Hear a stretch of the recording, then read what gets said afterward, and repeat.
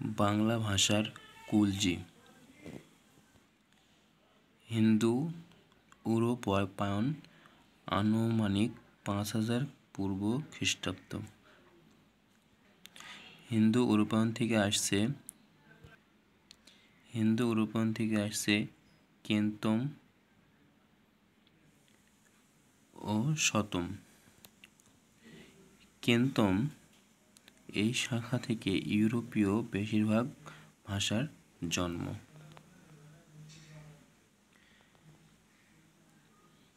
শতম থেকে আসছে আলবানিক, আর্মানিক, বাল্টো স্লাভনিক, হিন্দু আর্য। হিন্দু আর্য থেকে আসছে ইরানিক, দার্দিক,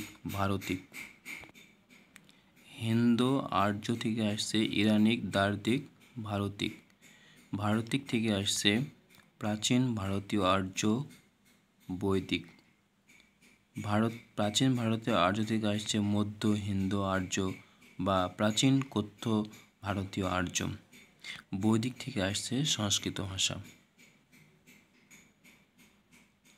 মধ্য হিন্দু আর্য থেকে আসছে প্রাচীন উদিচ্য, প্রাচীন সৌরসেনী, প্রাচীন প্রাচ্য, পালি, অশোক লিপির ভাষা।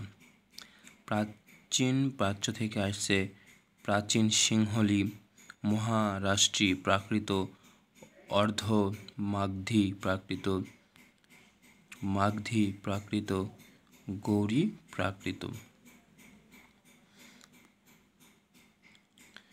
গৌড়ী প্রাকৃত থেকে আসছে গৌড়ী অপভ্রংশ। গৌড়ী অপভ্রংশ থেকে আসছে বিহারী, প্রাচীন উড়িয়া, বঙ্গ কামরূপী।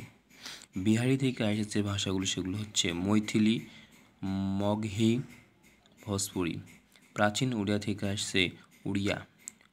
বঙ্গ কামরূপী থেকে আসছে বাংলা ও আসামি। তাহলে এভাবেই বাংলা ভাষার সৃষ্টি হয়েছে। এটি ডক্টর মোহাম্মদ শহীদুল্লাহর বাংলা ভাষার ইতিবৃত্ত গ্রন্থ থেকে তুলে ধরা হয়েছে। ধন্যবাদ সবাইকে। ভালো লাগলে চ্যানেলটিকে সাবস্ক্রাইব করবেন। ধন্যবাদ।